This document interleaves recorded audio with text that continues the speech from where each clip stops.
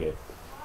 Just tell us a little bit about yourself and tell us a little bit about your experiences with this church at Corinth and your story, kind of how you got here, Okay. And just your experiences here since you've been pastor. All right, I'm Pastor Bob Thompson. I've been here for 21 years. I was born in Virginia, but my parents were missionaries in Pakistan. I was always around churches that had, or growing up, I was around people that weren't confined to a particular denomination. So we wound up here in the United Church of Christ, which is a rather broad denomination. And because I was already part of the denomination, when this church was looking for a pastor, they came and found me in Thomasville, North Carolina. I had a wife and 3 little kids at the time, and all the kids grew up and left, and my wife and I still work here. Tell us about your personal experiences here, how this church has impacted you personally in your walk with the Lord, how it's grown daily, and just how this church has been a part of that.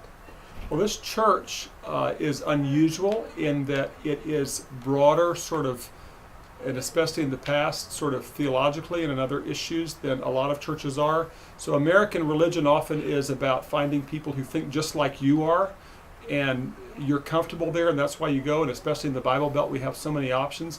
This church is different in that from the beginning we've said we want the church to be together on the essentials of the Christian faith, but on lots of things that divide churches, we want to have a lot of freedom and not require people to all think the same way. So for example, somebody asked me the other day, well, would we bring a seminar here on creationism, which is a very narrow view. I don't mean narrow in the negative sense, but a sort of one way of looking at the creation story and how old the earth is. And I said we probably wouldn't do that because it would sound like that was the official position of the church, and it isn't. It's okay with us if people look at that issue differently than others. So in terms of my own personal walk, there's been a great deal of freedom in just expressing my relationship with the Lord and not having to have other people conform to my way of walking with Christ or my way of thinking about Him beyond the basics of what we believe as Christians. That's been very freeing for me, and in turn I think it's been freeing for other people because they've been allowed to really flourish and grow in the way that God has worked in their lives. So as pastor, I mean, you are the flock, the shepherd kind of over that has been in charge of these people that God has put in your path. How do you go about doing that, and how has the church been able to, as well minister to you, the congregation, the people? Just describe the people here a little bit, I guess is what I'm getting at. I've always said that Corinth is probably the most non-judgmental congregation that I've ever been a part of, which enables other people to come here at wherever they are in their journey, and they, like I said, they don't have to believe a certain way or do a certain thing in order to feel accepted. That works for me too. And people here have been, I don't get a lot of criticism for the nitpicky things that a lot of pastors do.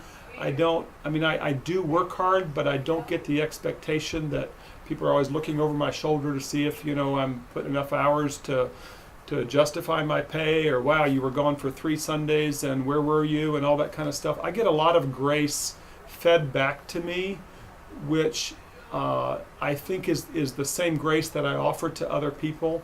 Like, we're just not a church that's looking over everybody's shoulders to see if they're measuring up to some preconceived standard. And therefore, I love coming to work every day. I just told our consistory a week or so ago, 99 days out of 100, I love coming to work. There's always some day that's going to be tougher than others, but I just love what I do, and I really do think I sense the affirmation and love of the congregation. So what is your personal mission as well, as the mission of the church that you want to see carried out, that you, as you being the leader of the congregation, what do you want to see in the congregation, personal growth-wise and out and towards the community? What do you want to see done, and kind of your vision of the church? Well, I want people to passionately know and love Jesus Christ, and I want that to overflow into their changed lives and into changed lives of others, whether it's around the world or close by. So that's sort of a general statement, and I get that. But again, I'm not the kind of person who wants to take that into a very narrow focus and tell you what discipleship is going to look like, or even what your mission involvement is going to look like. I really believe in the wonderful gift of the diversity that God gives within the body in terms of how we're gifted and how that's lived out.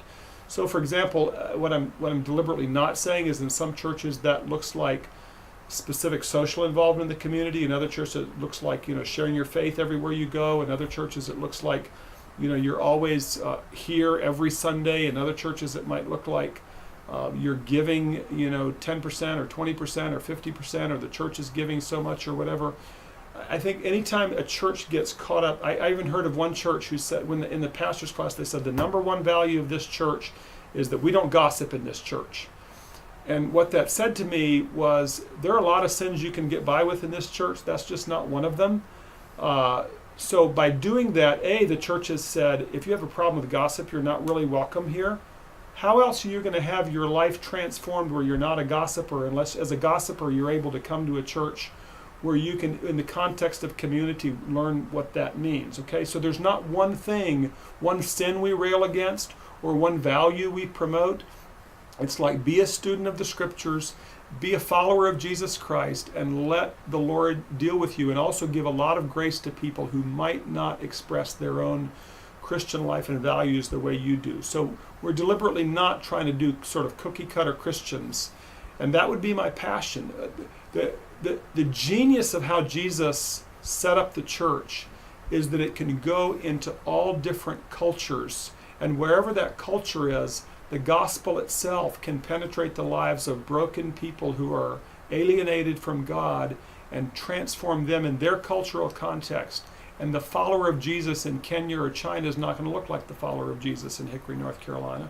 But even in Hickory, depending on your experiences, it's not going to look the same from person to person. So the idea that Jesus would be able to transform people in his own way and time without having to fit sort of a human invention or mold that we've come up with is really powerful to me in terms of the church being able to do its work. So what do you think, what kind of impact have you seen your congregation have on the community? Like, you're saying you don't want, cookie cutter Christians, right. But how do they take that into the community? What, like, just people in the congregation, how are they impacting the community and the activities that your church is involved with outside of the walls of the church? So obviously there are a lot of things that happen that I never see, and people sharing their faith and they're touching people. But I can tell you some of the ways that we're specifically involved.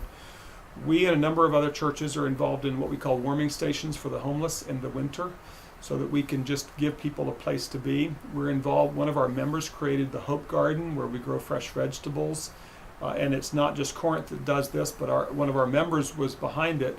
And a lot of our members get involved in planting and weeding and harvesting that garden so that the fresh vegetables and fruit can go to the soup kitchen or whatever. We're involved in what's called Safe Harbor. Again, we're one of the participating groups that makes sure that women have an opportunity to transition from homelessness or addiction or whatever into an opportunity to have a different future than what they've had. We are involved in prison ministry. Pastor Paul is very involved in that with the Forgiven ministry. We have just initiated and created what's called Hickory Church Connection. And we're going to launch it this Sunday between Palm Sunday and Easter. And what it is putting some of what I've told you into a website where we're not in competition with other churches. We're not promoting ourselves versus other churches. And hickorychurches.org will be the website. And the idea of the website is anybody that's looking for a church can go find all these churches, but also churches that are doing something together with other churches, whether it's worship or service or fellowship or pulpit exchange like we did here recently. We can promote those one events in one place because Jesus said that the number one way for people to believe in him is if the church has a visible unity that the world can see.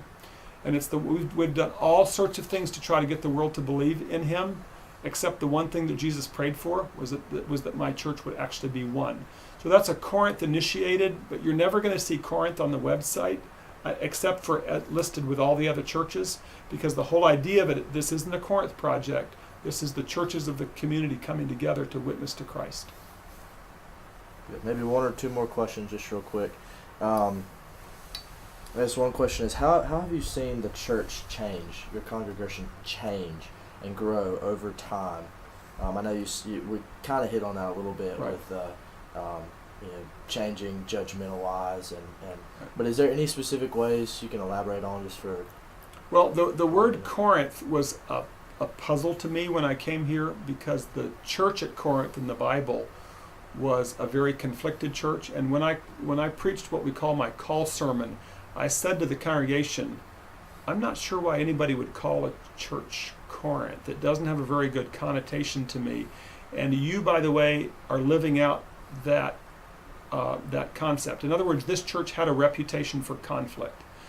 We don't have that reputation anymore. And we have a reputation as a congregation that's united. We have people look at us and say, how do you have an 11 o'clock contemporary and an 11 o'clock traditional and still be one church family? We've got a great staff. We've got people who are committed to unity as a strong value in the church. I've watched that change over the years. The issue of our denomination, most of our people are more conservative. Our denomination is very liberal, and we have had that tension through the years, but it was so much more divisive when I came 20 years ago, and now this church has also lived out the motto of Christ, that we can figure out how to navigate those very difficult waters as a church family and display the unity of Christ. So I think what we've seen happen over 20 years is putting unity into practice that did result in growth and evangelism, just like Jesus prayed in John 17. That's very good. Thank you, Pastor Bob. Appreciate your time. Did I do it for you? Mm-hmm.